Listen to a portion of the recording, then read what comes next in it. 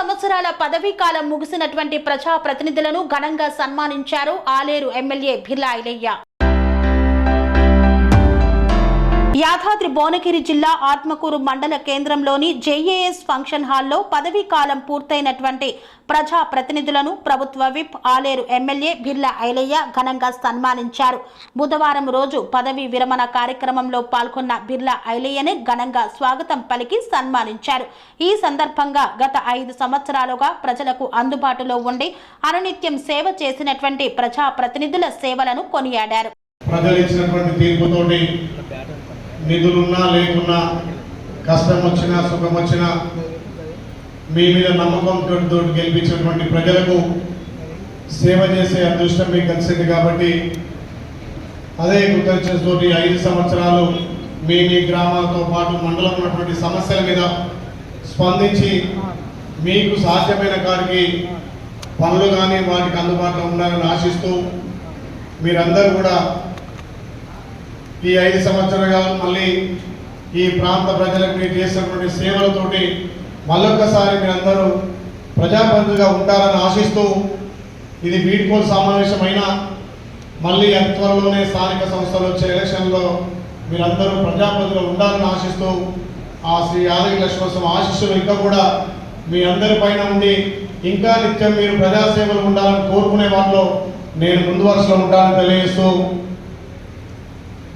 ఈ మండలానికి ఇప్పుడే గౌరవ అధికారులు చెప్పినట్టుగా ప్రజలకు ప్రభుత్వానికి మధ్య మీరు వారధిగా ఉండి ఎన్నో ఒడిదొడుకులు వచ్చినా ఎన్ని ఇబ్బందులు వచ్చినా ప్రజాక్షేత్రంలో మనం చేయాల్సినటువంటి పనులను కొన్ని సంపూర్తిగా చేసినా కొంతమంది మాట్లాడేటప్పుడు వాళ్ళ మనసులో ఉన్నటువంటి బాధలు మేము ఎన్నో లక్ష్యాలతోటి ప్రజలకు ఎంతో చేయాలి, గ్రామానికి ఎంతో చేయాలని చెప్పి ఆకాంక్షించి వచ్చి గెలిచినా కానీ అవి సాధ్యం కాలేకపోయినాయి.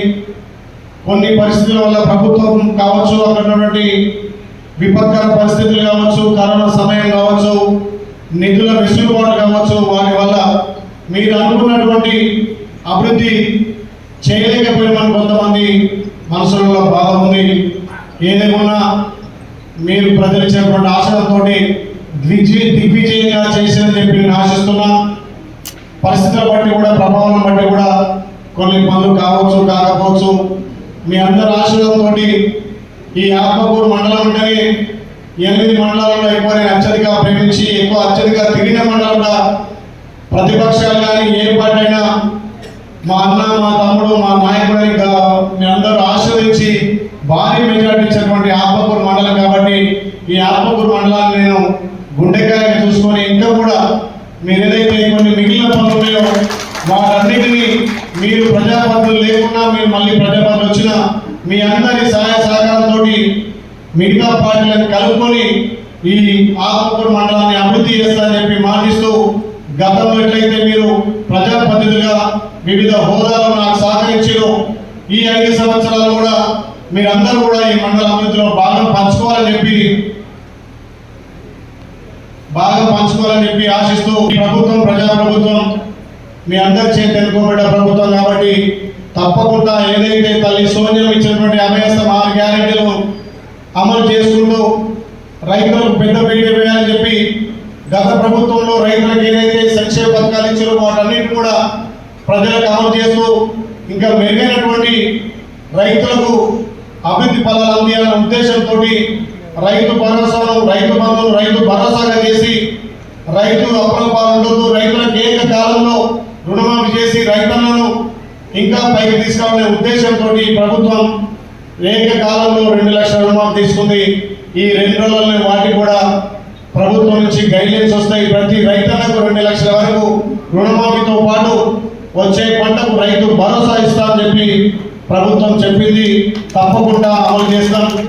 ఏదైతే 6 గ్యారెంటీలో ఇప్పటికే మా అక్క చెల్లెలకు ఉచిత బస్ సౌకర్యం కానీ 500 సిలిండర్ కానీ గృహజ్యోతి పథకం ద్వారా 200 యూనిట్లు కానీ ఇంకా మిగిలినటువంటి మా అక్క చెల్లెలకు 25,000 స్కీమ్తో పాటు ఏదైతే మనం ఇచ్చినటువంటి హామీలను ఒక్కొక్కటిగా అమలు చేసుకుంటూ ఈ 15 రోజులే ప్రతి గ్రామంలో మొన్న ఏదైతే ప్రజాపాలన తీసుకున్నటువంటి ప్రజాపాలన దరఖాస్తులో ఉన్నటువంటి రేషన్ కార్డులు అయితేనేమి ఇంజిన్ అమ్మీలు అయితేనేమి, పెన్షన్లు అయితేనేమి, ఇంకా గ్రామాలలో సంక్షేమ పథకాలు కూడా అమలు చేయడానికి మీ అందరి సహకారంతో ముందుకు పోదామని చెప్పి తెలియజేస్తూ, గతంలో కూడా నేను కూడా మీ అందరి మాదిరిగానే ఒక 5 సంవత్సరాలు సర్పంచ్గా పనిచేసిన, ఒక 5 సంవత్సరాలు ఎంపీటీసీగా పనిచేసిన, సర్పంచ్గా పనిచేసినప్పుడు అప్పుడున్నటువంటి ఉమ్మడి రాష్ట్రంలో ముఖ్యమంత్రి కిరణ్ కుమార్ రెడ్డి తోటి మా సొంత గ్రామం తీసుకొచ్చి ఒకటే రోజు 7 కోట్ల నిధులు తీసుకొచ్చి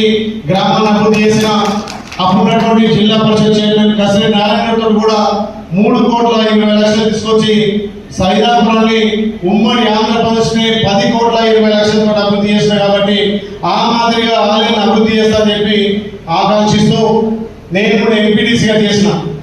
కానీ సర్పంచ్గా ఉన్నప్పుడు గౌరవ ముఖ్యమంత్రి దివంగత ముఖ్యమంత్రి రాజశేఖర రెడ్డి గారి హయాంలో కాంగ్రెస్ పార్టీలో పనిచేశారు కాబట్టి 10 కోట్ల ఒక గ్రామం తీసుకురాగలిగినాం.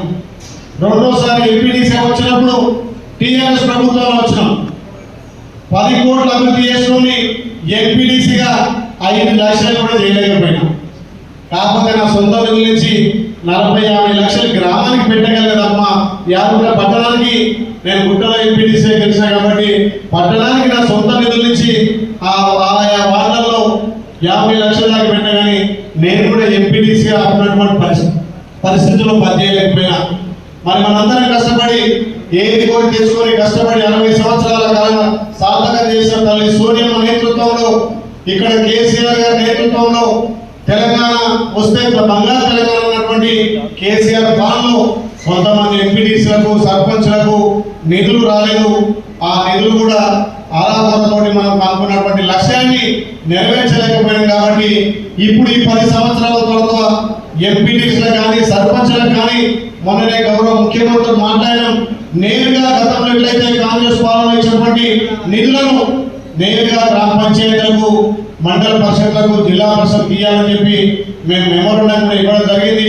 అట్లయితేనే గ్రామాలలో సర్పంచ్లు కానీ ఎంపీటీసీగా పోటీ చేయడానికి సిద్ధంగా ఉందని చెప్పి మేము చర్చించడం జరిగింది. గత ప్రభుత్వం ఇప్పటికీ సర్పంచ్లకు ఒక్కొక్క గ్రామంలో 15-20 లక్షలు ఇంకా బాకీపడుతుంది. వాటి మీద ఇప్పటికీ సర్పంచ్లకు ఒక్కొక్క గ్రామంలో 15-20 లక్షలు ఇంకా బాకీపడుతుంది. వాటి మీద మన గౌరవ సర్పంచ్లు కూడా గవర్నర్ కలవడం జరిగింది. ఈ ప్రభుత్వంలో వచ్చే సర్పంచ్, ఎంపీటీసీ, జెడ్పీటీసీ, జిల్లా పరిషత్లకు ఎక్కడ కూడా నిధుల కొరత లేకుండా తప్పకుండా స్థానిక సంస్థలే పట్టుకొమ్మలుగా, గ్రామాలే పల్లెలే ఈ రాష్ట్రానికి పట్టుకొమ్మలుగా మీరు ఎవరైతే ప్రజాప్రతినిధులు వాళ్లకు ఎక్కువ కూడా నిధులు ఇవ్వడానికి ఈ ప్రభుత్వం కొంచెం నిశ్చయితోంది. ఏదైతే మనం అనుకున్నటువంటి ఈ గ్యారెంటీలను కూడా ఒక్కొక్కటి అమలు చేయడానికి ముందుకు పోతాం. కాబట్టి మీరు 5 సంవత్సరాలు ప్రజలతో మమేకమై ప్రజల కష్టాల్లో సుఖాల్లో పాలు పంచుకొని మీరు ఇది వీడ్కోలు సమావేశం అనుకోకుండా మళ్ళీ కూడా మీరు ప్రజాప్రతినిధులుగా ప్రజలకు సేవ చేయాల్సిన అవసరం ఉంది. కాబట్టి ఒక్కసారి ప్రజా సంక్షేమంలో ప్రజల క్షేత్రంలో వెళ్ళిన వాళ్ళు ఇంట్లో ఉండాలని ఎప్పుడూ ఊరుకోరు.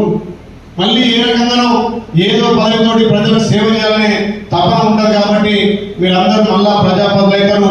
ఇప్పుడే పెద్దలు చెప్పినట్టుగా, ఇక్కడ అందరూ చెప్పినట్టుగా ఈ మండలానికి ఆత్మకూరు మండలంతో పాటు గుండాల మండలం, మూటాగుండూరు 3 మండలానికి ఇక్కడ ఉన్నటువంటి తపాస్పల్లె తప్పకుండా కావాలని చెప్పి మన 4 ఎమ్మెల్యేలు అక్కడ భద్ర లక్ష్మారెడ్డి గారు కానీ, తుంగతుర్తి ఎమ్మెల్యే సామెలు, భోగిల్ ఎమ్మెల్యే అనిల్ కుమార్ రెడ్డి గారు, నేను కూడా మన మంత్రి గారు ఉత్తమ్ కుమార్ తోటి 3,380 కోట్ల నిధులకు మనం తీసుకున్నాం. కూడా కంప్లీట్ చేస్తారని మాట ఇస్తాం. ఎందుకంటే 3 మండలాన్ని ఎక్కువ నీళ్ళు అవసరం ఉంటాయి. 3 మూసి ప్రక్షాళన కూడా అవుతుంది. కాబట్టి అందులో మంచి నీళ్ళతోటి తప్పకుండా ఈ మండలి 3 మండలాన్ని సస్యశ్యామలం చేస్తామని మాటిస్తూ గత ప్రభుత్వం చేపట్టినటువంటి మిషన్ భగీరథతోటి ఈ గ్రామాలలో 50% నీళ్ళు వస్తున్నాయి. ఆలయ నీళ్ళకి ఏదైతే కేటాయించిన నీళ్ళలో సగమే నీళ్ళు వస్తున్నాయి. కాబట్టి మొన్న నేను ఢిల్లీకి పోయినప్పుడు మన గౌరవ డిప్యూటీ ముఖ్యమంత్రి మన పట్టి గారిని కొట్లాడి 2,000 కోట్లు సాక్షి చేయించి ఇక్కడ మిగిలినటువంటి 16 కిలోమీటర్ల పైప్ లైన్ సాక్షి చేయించిన ఫైనాన్షియల్ అప్రూవ్ అయింది. ఆ 16 కిలోమీటర్ల పైప్ లైన్ అయితే ప్రతి గ్రామానికి పుష్కలంగా విషయం నీళ్ళు వస్తాయి. దాన్ని కూడా కంప్లీట్ చేసుకుంటున్నాం. అదేవిధంగా ఇక్కడ దగ్గర 2 చెక్ డ్యామ్ కూడా ఈ కాఫీ దగ్గర చెక్ డ్యామ్ కూడా కంప్లీట్ అయ్యి గత ప్రభుత్వంలో ప్రభుత్వం పంపిణీ తప్ప వాళ్ళ పేపర్ చూసిన మేము శాంక్షన్ చేసినాం, కంప్లీట్ అయింది అంటారు. మరి అలాంటి ఆ పేపర్ ఏదో నవతెలంగాణ పేపర్ మళ్ళీ మేము శాంక్షన్ చేసాం. మేము చేసిన మన ప్రభుత్వానికి ఇంకా చేయాల్సిన బాధ్యత ఉంది. కాబట్టి అందరూ కలిసికట్టుగా ఎలక్షన్లప్పుడే పార్టీ పరంగా తప్ప ఎలక్షన్ అయిన తర్వాత ఈ మండలాన్ని ఆలయ నియోజకాన్ని అభివృద్ధి చేసే దిశగా పోదాం.